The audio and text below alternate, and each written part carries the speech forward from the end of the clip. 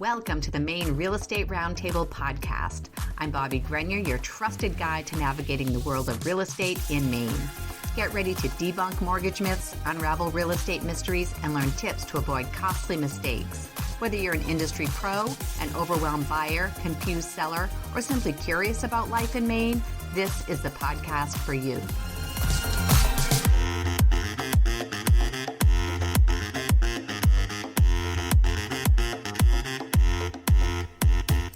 Hey friends, welcome back to the Maine Real Estate Roundtable podcast. I'm Bobbie, and this is the podcast where we talk everything in the Maine real estate industry and far beyond that. There's truly something for everyone. I'm super excited to share today's episode with you because I had a great chat with Louie Morrison. Louie is a small town Maine guy from humble beginnings that has done and continues to do some extraordinary things in the Bangor real estate, investing, and development scene. To categorize Louie as a character fits perfectly. He has a bigger-than-life personality, an unmatched energy, and an amazing heart. I can't wait to share this chat with you, so let's jump in. Good morning, Louie. Morning. How are you, Bobbie? I am great. I'm so happy we were actually able to put this together. I know we've tried to connect a few different times, but between my life, your life, business, kids, the whole thing, we haven't quite been able to connect. So this is awesome. Absolutely. Yeah, me too. I was bummed the first time we hooked up, and I was stuck at Dave and Buster's with a group of baseball players, which is my typical, this might happen, and it did, and I felt awful. So thank you for giving me another shot. Oh, of course. I'm happy to have you on there because I tease you all the time, but you are my first and probably my only what I call super fan. And oh, yes. I laugh about it, but I really do want to put out there that I appreciate that you have been so encouraging and you reach out and you compliment certain episodes. And it really means a lot because when you step outside your comfort zone, and this is way outside my comfort zone, Mm-hmm. It just means a lot. And in fact, the first time it really was brought out in sort of a public forum was I went to a sales meeting at Nexthome, and pretty much most of your sales agents were there, and we were getting ready to wrap up our little presentation for Trilogy, and you said, "Hey, I was just listening to this podcast," and I was terrified because I'm like, "Oh my word, now people actually might listen to this." Oh, yeah. I've been waiting for the day you say, "Hey, tell more people about this." I'll get 1 million people on there just because I have a big mouth, not because I know a lot of people, but because I have a big mouth. I'll get them all. I'll get them all watching. It's funny because the best thing about it for me has been, I'm literally, my office is my truck, regardless of which one of my professions besides my gym profession I'm doing. My office is my truck. I think I've got 33,000 miles on this newest truck, and it's 7 months old. So like one of my business partners always told me, he's like, "Louie, you have the prime opportunity to listen to all these podcasts. I can't believe all you do is literally drive around and listen to country music all day long. You know every word to every freaking country music song that's ever come out." And I'm like, "Yeah, I know." He's like, "You got to start listening to podcasts." So then I'd listen to a few, and they were all national. And I always say, "Oh, these people are just so out of my league that I didn't get a whole lot out of it. I wish somebody normal, local maybe would do it." And boom, there you are. And so I wish you did one every day, because I'd listen to it all day, every day, because it relates to right here, our circle. So I love it. I think I'm very proud of you. I think it's awesome. But you're right. There are very few Maine real estate podcasts out there. And I did the same thing. I started listening a lot of national stuff and informational, and sort of can take some from it, but it really Maine's a different place, and it's a special place, and we do things a little bit differently here, I believe. So I'm happy to be able to put it out there. And again, happy that I have people like you that encourage me and will actually listen. So that's great. Oh, yeah, absolutely. Absolutely. It's great. Well, you said that you'd get everybody to listen, and that you didn't know that many people, but I don't believe that. I think you know a lot of people. You're pretty well known in the central Maine area, the Bangor community, the real estate community, and I think maybe we'd even categorize you as a character.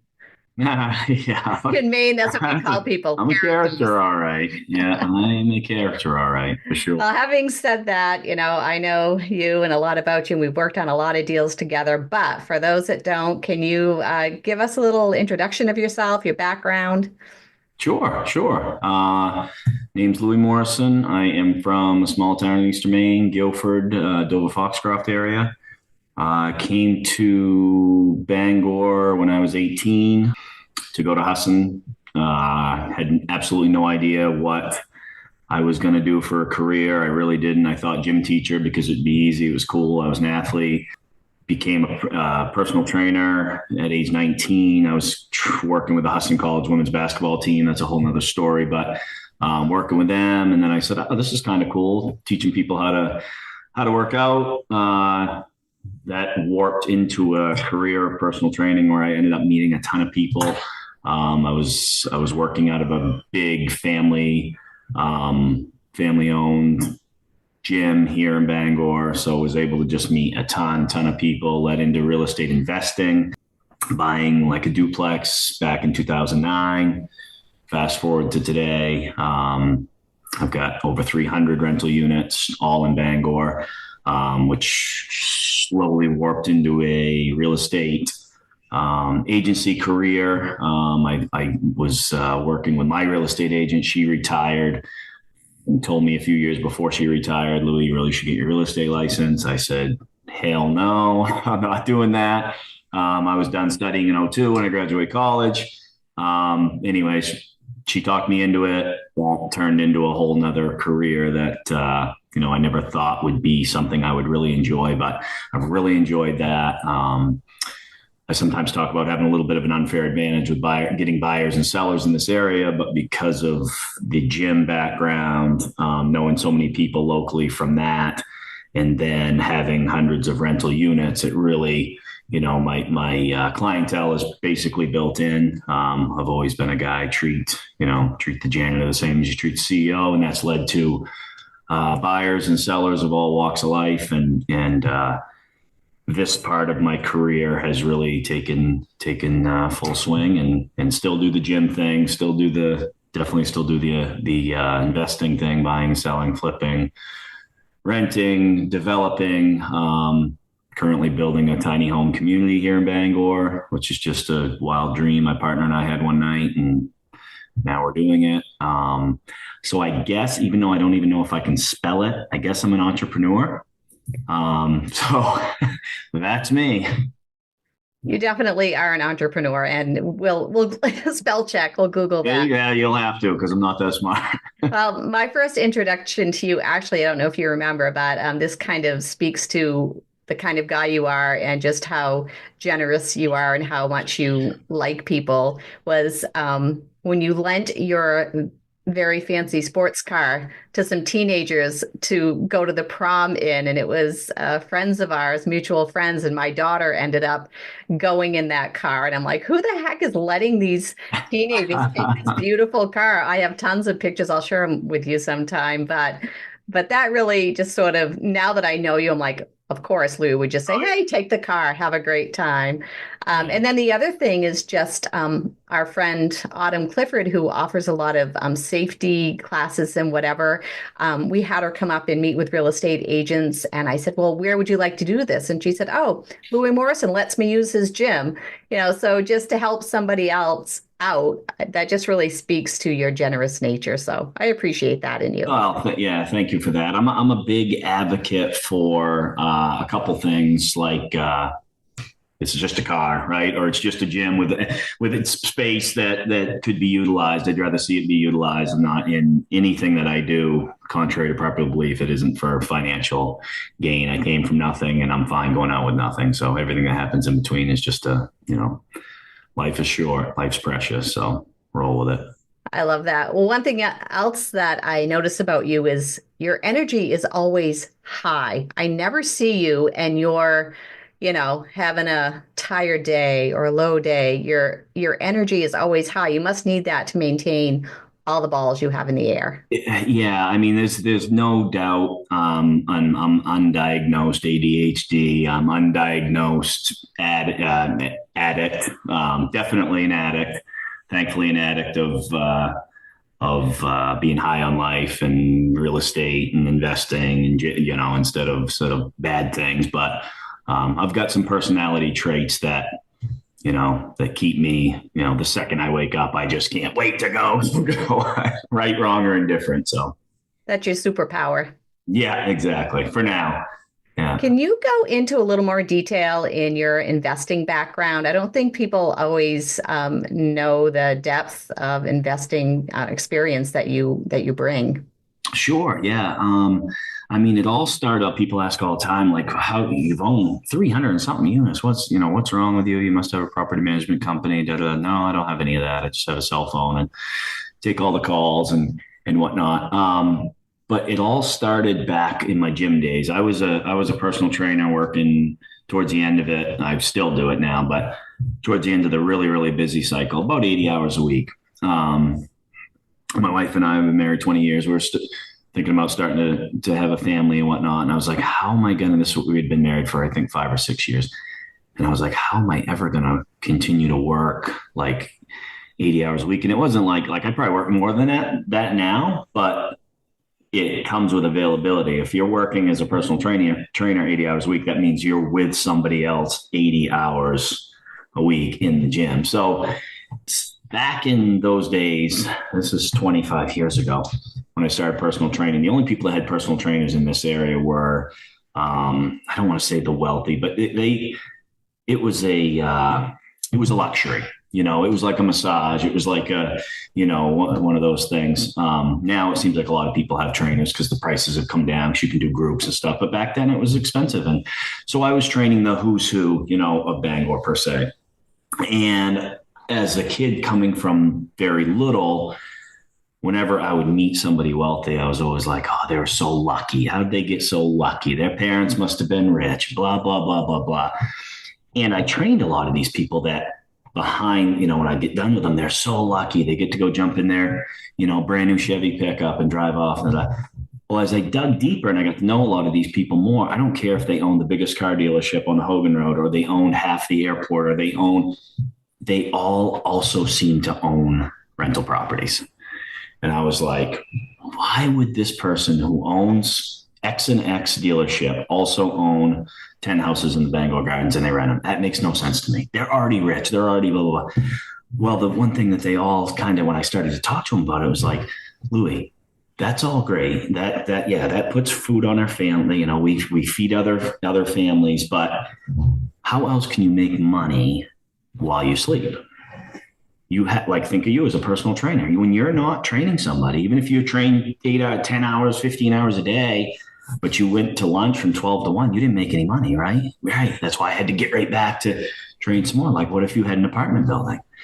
And I was just like, oh my God, I don't want to do this. I use the same exact term that everybody uses now. I don't want to get that 2 a.m. phone call that the toilet's clogged, and nowadays when I talk to people about it and I say, I've got over 300 of these units, I don't even know how many people. Some of the units have 50 employees in there. They all have my cell phone number. They all text me. They can all have access to me. So it's probably close to 500 to 700 people have 24/7 access to me all day long.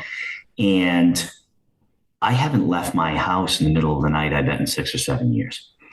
So people aren't clogging their toilet at 2 o'clock in the morning calling you. That's a myth. They're not, their roofs don't cave in. Buildings don't fall. Well, they do some places, but they don't typically fall down in Maine. So investing so I started off with a duplex. I was like, oh my gosh, this is awesome. It brought in $1,575 a month. My payment was $440 a month. This is back in 2009. I was like, wow. While I slept last month, I made an extra $1,000, so I was able to cut back from 80 hours a week to say 65 hours a week or something like that in the gym. And then it just snowballed. And I was like, and I would never actually spend the money. So I would let it build up. But within 4 or 5 months, I'd have $5,000 or $6,000 that I never would have had because I had student loans, cars, house payment, all the stuff, building a family. And I would have like 7 or 8,000. I was like, oh my gosh, that's a down payment on another duplex or a 3-unit or a single family house and I don't even know how it happened. I really don't. But it just kept snowballing, snowballing, snowballing. Eventually, I had a couple of people reach out to me and be like, hey, I see what you're doing. I want to be a part of this. How can I be a part of this with you? I was like, well, let's partner up. Let's buy something together. So I've done that with 3 different guys now. And that just makes it that much easier, a little bit easier to put money together. And I tell young investors all the time, don't quit your W-2. Don't quit your W-2. I've never had a W-2. I've never really had a real job, but my personal training thing, I still haven't quit it, even though I've got 300 something units. My real estate, Morrison and Company did 38 million last year. So, but I don't care. I still keep a hold of that W-2 because you can use the money from these other places, the rent. I guess we're just talking about the investment thing, to buy another, and just kind of here we are. So jumping off, Yeah. if somebody was sort of where you were at of, how are these people building so much wealth? What are they doing? I can't do that. Or what is your answer to that, to somebody that really doesn't have much to start out investing? Sure. Yeah. I didn't either back then. I really did not have any extra money. All my money was going into, I bought my first duplex for $33,000 in Brewer, and I used cash advances on a credit card. Worst possible thing. If there were podcasts in 2009, every single one of them would have told you, don't do this, don't do this, don't do this. And I did it, and it worked out for me. Now they have so many programs with low money down and stuff like that. I feel like anybody could get into this, and you can delete this word, but I say it too. Professional, the highest professional women that talk to me about getting into this, or the young 22-year-old that talks about it, it takes balls. And it really does. And it's not an industry. The investment world industry is not for, I used to say 99%. I say it's more like 95% of people, but the 5% that it is for, I think it's a lot more than that. But the ones that will actually go do it, you will never, ever regret it. I've seen this story play out a million times, and I've never seen people get into this industry that were really into it, not into it for a year and then say, oh my gosh, I want to get out, but into it to stay for a while, that didn't reap the rewards on the other end. What are some mistakes you made? I've made every single one of the mistakes. I've made every single mistake in the investment world, as far as I haven't really flips. I haven't done a lot of flips, probably only like 5, because I really like to buy and hold. I've rented to the wrong people. That's going to happen. It's going to happen. If you have I won't say a big heart, but just, I want to put a roof on every single head in the entire world. And you can't do that. So sometimes you see somebody that's down on their luck, they come and they say, oh, we don't have the money for a deposit. We don't have the money. I'll say, okay, hey, no big deal. We'll figure it out. Sometimes that's come and bite me in the butt. Other mistakes. I'm making a huge mistake right now, even though I know in the end I'm going to be very proud of it. My partner and I bought the old Martell's trailer park. I'm not sure if you're familiar with that, but it was a very run down, low end trailer park in Bangor. We took all the old trailers out. There's a ton of abandoned ones in there, and we decided we were going to do a tiny home community in there. And we thought we're geniuses because we bought this existing park that had city water and sewer in it. It's like, oh my gosh, we're going to save so much money. Well, fast forward 9 months ago, we started the project, and we're tearing all the genius city water and sewer that was illegal. I don't even know how you couldn't even fit it. Like, literally the sewer pipes are that big. So use your imagination. How the heck can anything flush down there? But I'm putting all new in. So mistakes like that, but I'm far enough in my career where it's like, it's okay. And the fact of the matter is, we're going to have 30 brand new homes in about a year's time. I used to like to say in less than a year, but it's probably going to be a year and 3 months. 30 new homes, which could be anywhere between 30 and 60 roofs, over 30 and 60 heads in about a year's time. and I don't believe you can replicate that. So anywhere else. So I'd like to build 1 million of these things in Maine if we could, to try to help with the affordable housing crisis that we're definitely going through. I love the tiny home idea. I mean, it's very fashionable right now. Tiny homes, Yeah. less Yeah. is more right now. Absolutely, absolutely, and to be able to afford to live. I mean, it's so expensive to live right now. It's.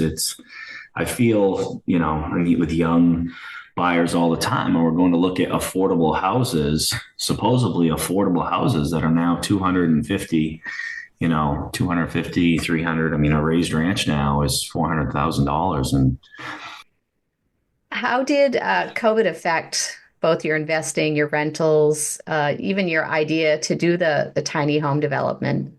COVID was, let me see, Gym World. It was brutal. So I know you didn't mention that one, but I want to start there because um, I had built this gym thing up, opened my own after working underneath another privately owned, but large gym in the area. I eventually decided, you know what, I'm going to open my own because I want it to be just personal training or just group classes. I don't want members. I don't want, not that he didn't want them, but I wanted to create a place where the personal training was really private. It should be private. You shouldn't be surrounded by 100 other people. So I built that up. I have, I think, 10 trainers that work there. So they make their career there. That's their livelihood right there. I have other things. I have investment properties. I have the real estate stuff as an agent. I would walk in there in the morning because I am always there first thing in the morning. And I was just like, oh my gosh, if this is all I had, my world has just come crashing down. Like I felt so bad for people that had this one business, this one thing, and then customers weren't allowed to come because it was just, I mean, partially own part of where my gym is, and then I rent extra spaces. I rent extra spaces from other building owners, and I was not going to not pay them rent. So there was quite a few months there where the revenue from my trainers to me, because they all pay rent to be there, I certainly wasn't going to charge them rent. But I still needed to pay all the bills. It was brutal. It was tough. And then as far as the investment world with tenants go, a lot of folks couldn't work, so they couldn't pay their rent. Again, only because I'd been in the business since 2009 to 20, I was pretty fortunate.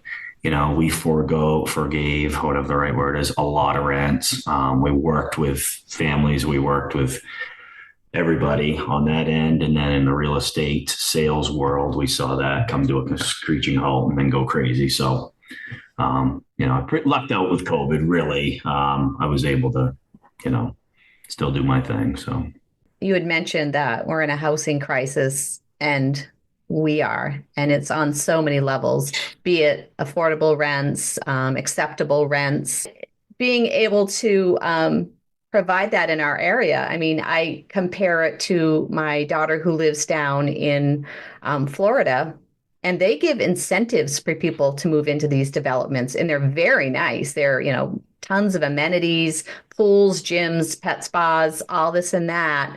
So my daughter down there was paying almost the same rent for a 2-bedroom in a gated community than my son was in Bangor, Maine, which again was a fine apartment. It was, safe and clean and all of that, but 2-bedroom. And I think they maybe had trash pickup.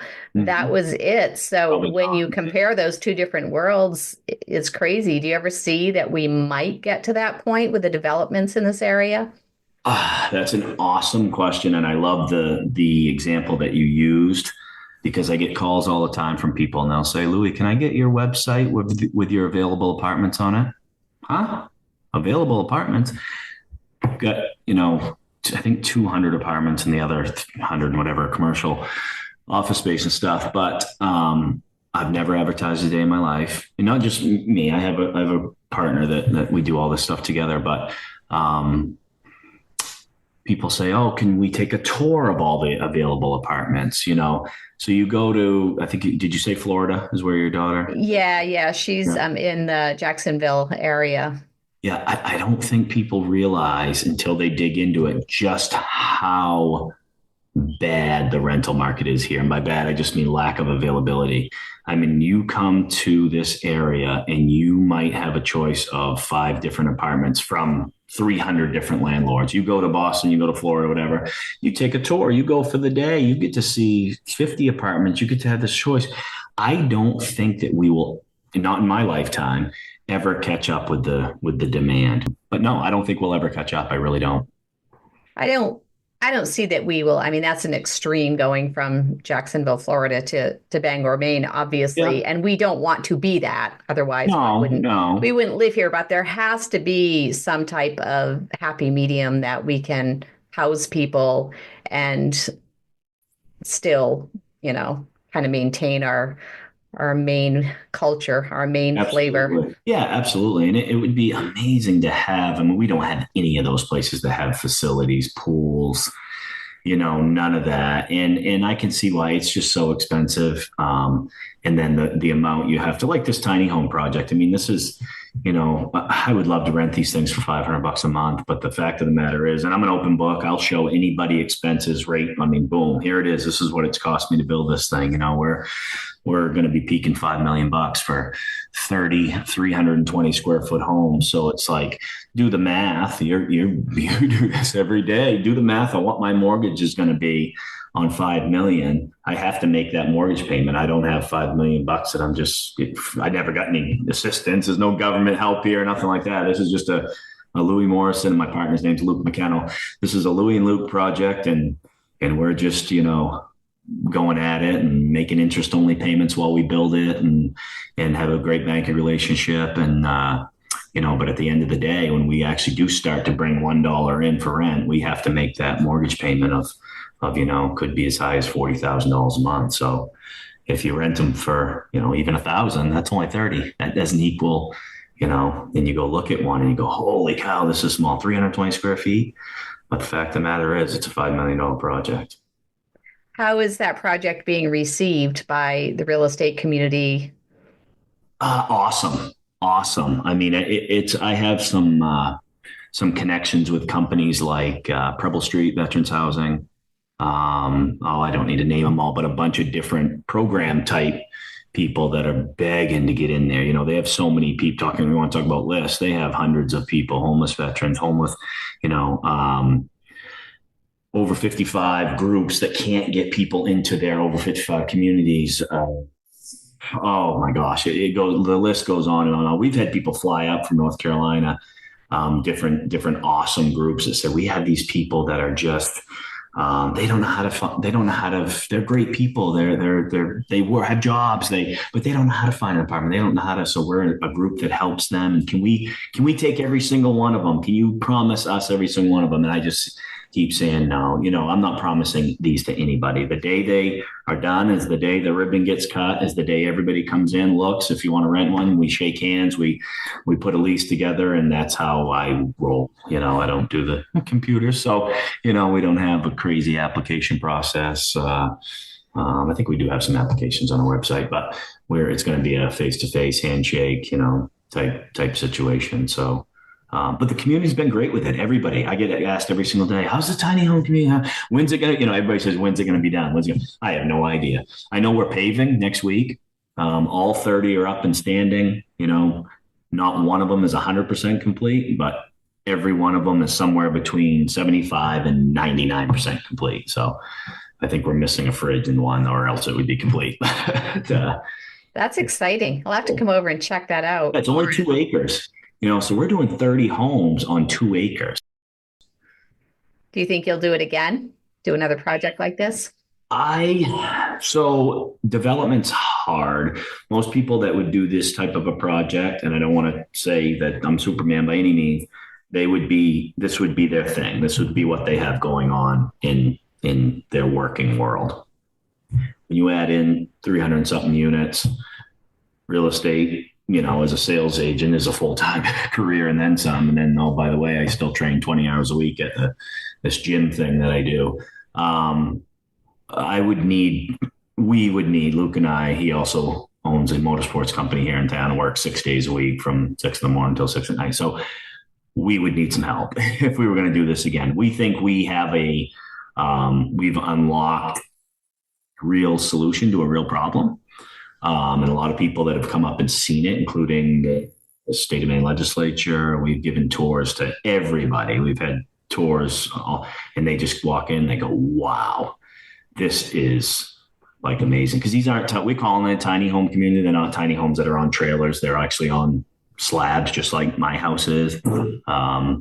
It's not movable. It's not a portable thing. It's permanently in place. So I'm in hopes someday, and a lot of the agents are too, that I'm in hopes that I'll sell them. I mean, that doesn't make any sense. I'm gonna sell them if I want to sell them, but that they'll all be on the market someday. Or I do like a rent to own program, and you own one of the tiny homes, and my daughter owns one, and your son owns one, and whether they rent it, keep it, live in it, whatever, and then it just is it's like a mobile home park, except not mobile home. I guess it'd be more like a condo association because they're permanently, you can't move them. They're a real home on a real foundation. So that's really interesting. But you go in and you go, holy cow, how could you live in this? I couldn't. I could. You maybe could, my wife couldn't, it's one of those things. They're not for, when you talk about something that's not being for everybody, these are not for everybody, but they have full-size showers, full-size fridge, full-size stove, full-size. You should go up and check it out. It's pretty cool. I will, for sure. Yeah. I want to switch gears for a minute because it was a year or so ago. We went out to lunch with your team and people from Trilogy, my staff, and I was sitting beside you at that lunch, and you had this clipboard beside you. So I want to talk to you about your methods and your philosophy on, there it is. There it is. Being very low tech in this very high tech industry. Sure. Yeah. That clipboard is, it'll go down. I've been through probably 10 of them because they rot out over the years, but literally ever since I was 13, I've used a clipboard. I think it was watching my stepdad. He was in the hardware store business. Everything was always on clipboards. And I print them out January 1st for the whole year. So the clipboard's like this thick of paper, and then at the end it gets this thick. The typed in names are my personal training clients. They're going to be the same people until they die or I die, because we're attached at the hip, all of us. So I know when they're coming. Those are, and it says the time beside it. And then I just take a pen and fill in, the other stuff. We're playing against John Baps at 4:00, Herman Meadows, my son's golf team on. And then it just, so it fills in, and people say, oh, you have a smartphone. You do know how to run a phone. And I'll do the same thing every single time. I'll say, okay, let's just do a quick, and I may have done this with you, I don't remember, but let's just do a quick test. You take your phone, set it down on the table. I take my clipboard, set it down on the table. What are you doing on November 9th? And you'll ask me, oh, can you go to lunch on November 9th at 2:00? Well, let's check. Whoop, November 9th, 2:00. Yep, no problem. Let's go. Put the clipboard down. You haven't even logged into your phone yet, let alone scrolled through and I don't mean to put you on the scroll through to the calendar. Geez, I don't think I have anything. But what if I do, but I just didn't put it in my calendar? What if we're away somewhere? I can tell you if I'm away, I'm out of state. Well, it's written right here on it. To me, it works. Works well. I love it. I'm late for a lot of appointments because real estate timing, showing might be 5 minutes or 2 hours, but I've never straight up missed anything. Well, as you're talking, I'm thinking about, I have appointments on my phone.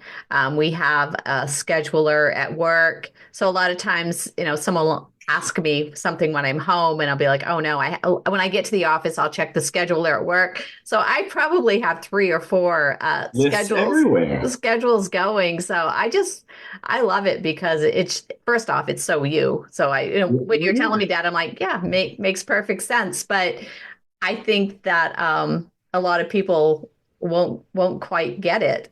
Yeah. Do you think that it gives you some advantages, just sort of more in the human connection?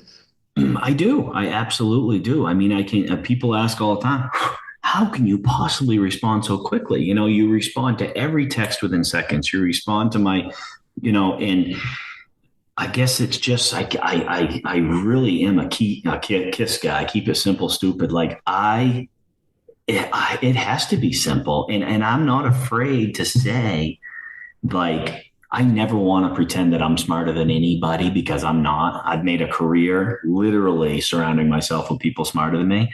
And people, oh, you're pretty smart. Well, not really. Let me tell you, this guy's the one that helped me do this. This guy's the one that helped me do that. This guy's the, I mean, I love seeking out people that know or think they know, because even if they know a little bit more than I do about this, I'm going to learn something, and then maybe I'll know it, maybe I'll retain it, maybe I won't, but I'll reach out again. I have absolutely no issues reaching out to anybody for anything, and knowing that I can be there for so many people by being as organized as I am, but keeping it simple organization, I guess is my thing.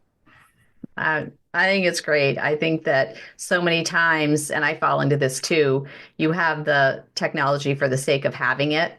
You have the newest cell phone, which I rarely have the newest cell phone, because when you have teenagers, you get all their cast off. So they have the newest cell phone.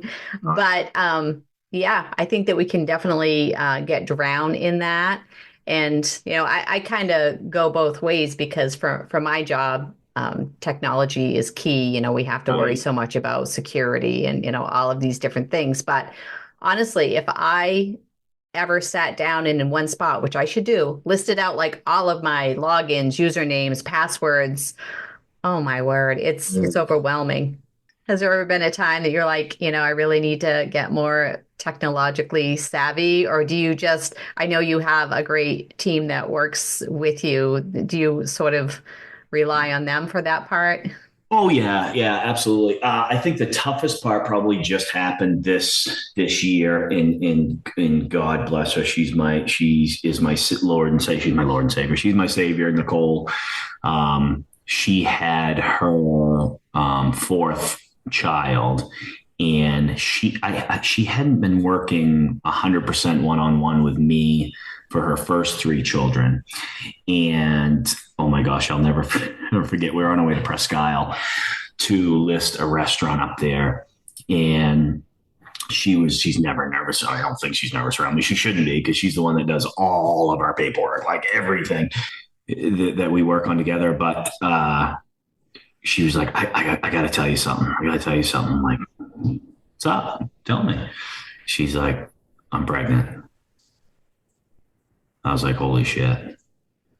I didn't even say congratulations. I didn't even say I love you. I didn't even say all the things I should have said. So how am I going to possibly do this by myself? Like, I don't know. Like, when Georgie and Baldacci sends me an email, I don't answer it. Nicole answers it. Like, I don't even know. And if it's somebody accidentally just put it to me and didn't tag Nicole on, I just forward it to Nicole and she takes care of it. And I don't even read the questions sometimes. I don't even know what the questions are asking sometimes. But yeah, so I was like, Nicole, how am I going to do? She's like, no, I'm still going to work. I'm like, no, you're not.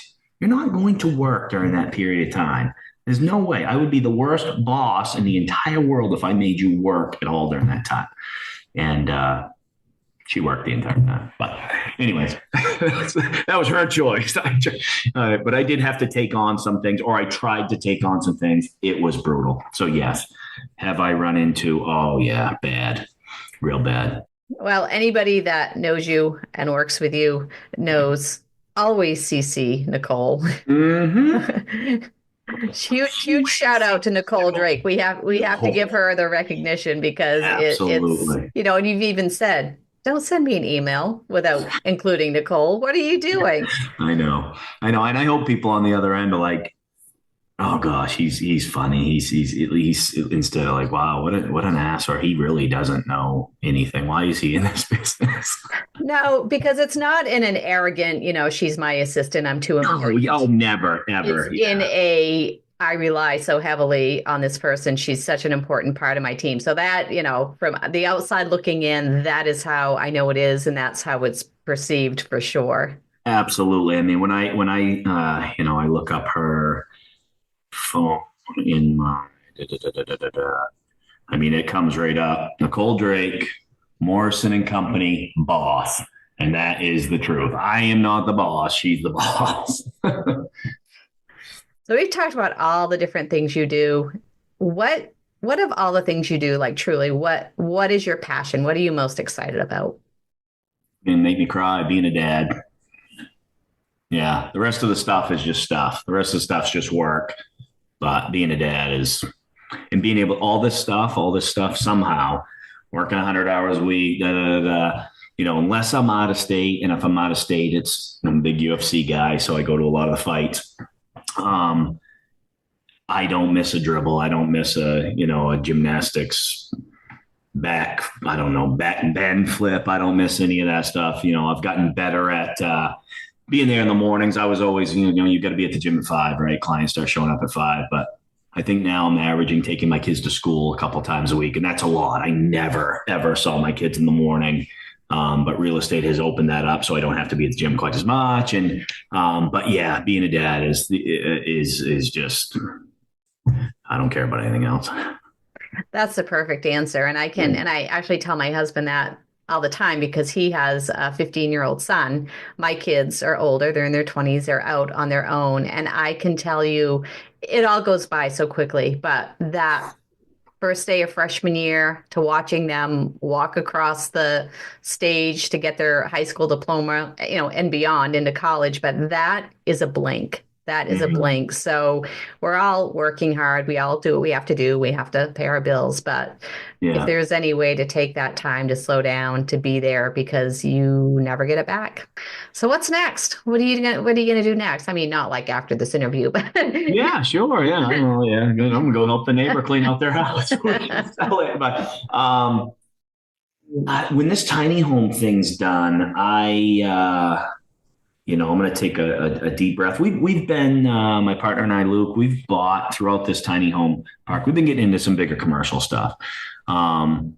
We decided residential rentals, and I say, well, we're not going to buy any more of those. We bought a 4-unit last week, but we are starting to really branch out and buy some commercial properties. We tested the waters and we tested it big. A few years ago, we bought 99 Farm Road, which is, Beale University is the tenant, and there's multiple other smaller tenants. The field for kids, the indoor soccer facility, and stuff like that. And we absolutely love it. It's much less hands-on than the 10-unit apartment building, which we've got a bunch of those. And we've got some government contracts in place in there, which has been that those are tough. GSA government contracts are tough. They usually include a big build out that you're responsible for as the landlord, and then you get paid back over time. It's usually a longer term lease. That really challenges you.